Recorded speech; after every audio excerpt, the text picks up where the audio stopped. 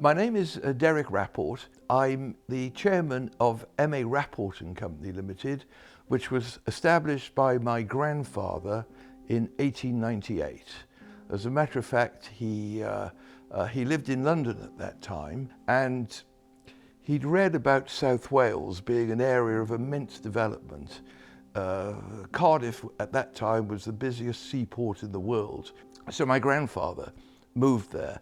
He was, or did have a great interest in clocks and watches, and started by manufacturing or making clocks. And the business for many, many years established itself as clock manufacturers. As we all know, times have changed so much.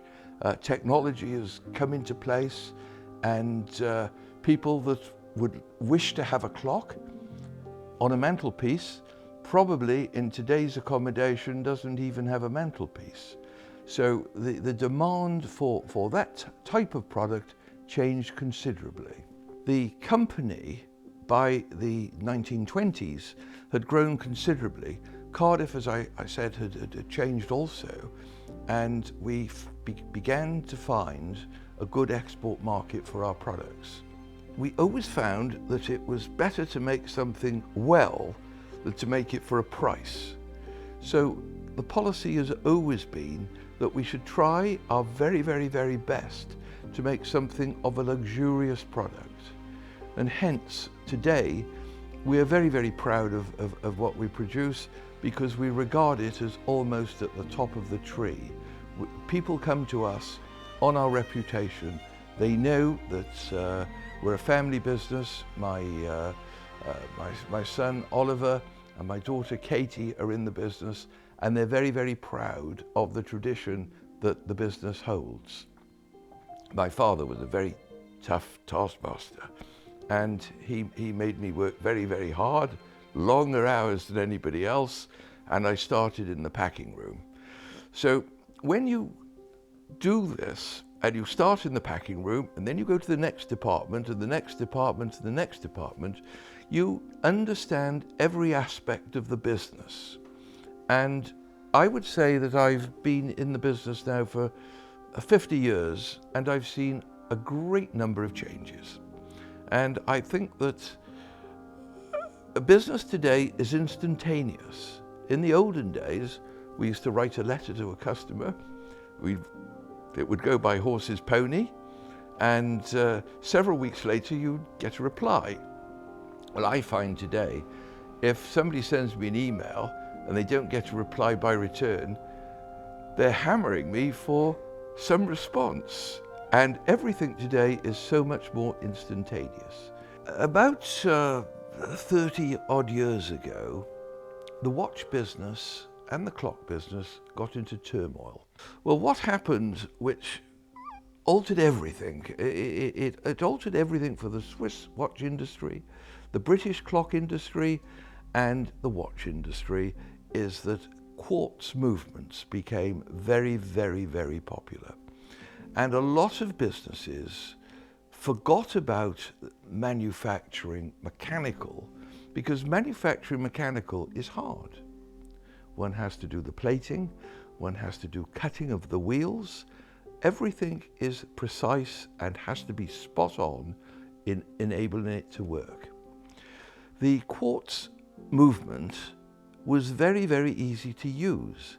It was a little thing that was about 2 inches square, and you could put a pair of hands on it and you had a clock.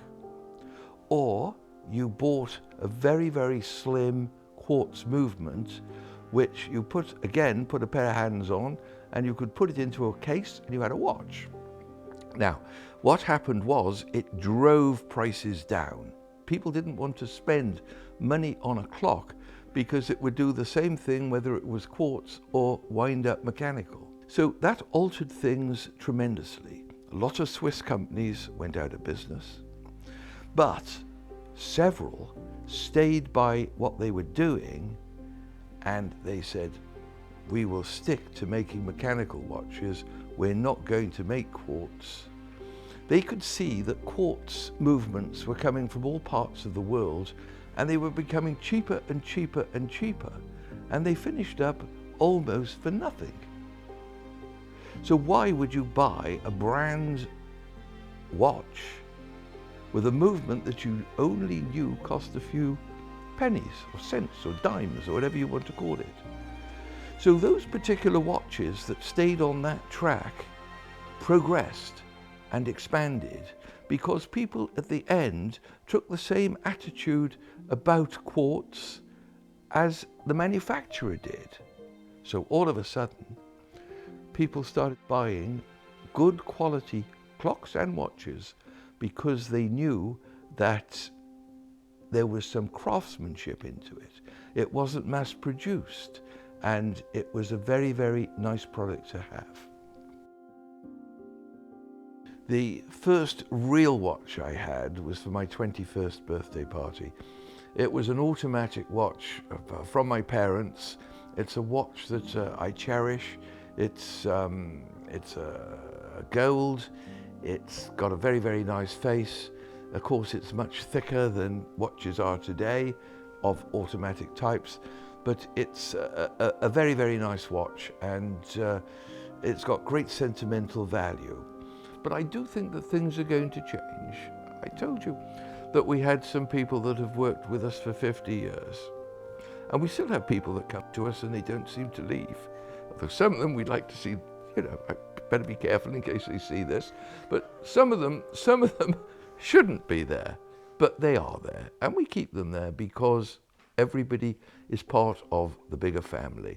And that, I think, is an accomplishment in my life. And I can't think of anything that I would have liked to have changed. When you're in a business like I'm in, you never, ever, ever truly are able to switch off. The phone, wherever I am in the world, the phone might ring and there might be a problem. Something's happened, somebody's got upset, we've delivered something wrong to somebody, would I ring and would I speak to them and everything? And I think that that is the disadvantage of having a business that you're completely immersed in. But having said that, it's given me a living, and I must be grateful for that. Technology has made such a difference to the business. And as I said before, we have in the business people who are technologically up to date. And the world has become a very, very, very small place. And I can foresee that there are markets now that we're starting to conquer that we never even dreamt of. I mean, we've always managed terribly well in English-speaking countries, the Commonwealth and all that sort of stuff.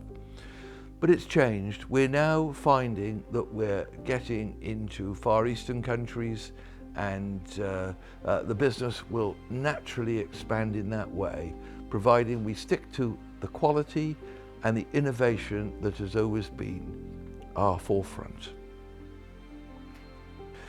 People that want to buy watches.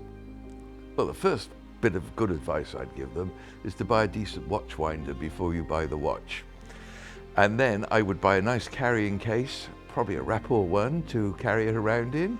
And I'd probably buy a big watch collector's box, because you must have the ambition of saying, I would like to fill this box with nice watches.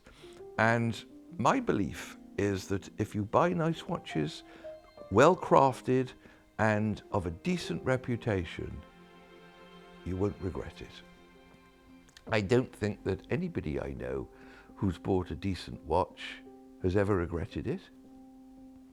So be ambitious and buy yourself a box, a watch collector box, and fill it up every other year. That would be my advice. And I don't feel that I've wasted any of my time. I've enjoyed it. And I cannot say any more than that.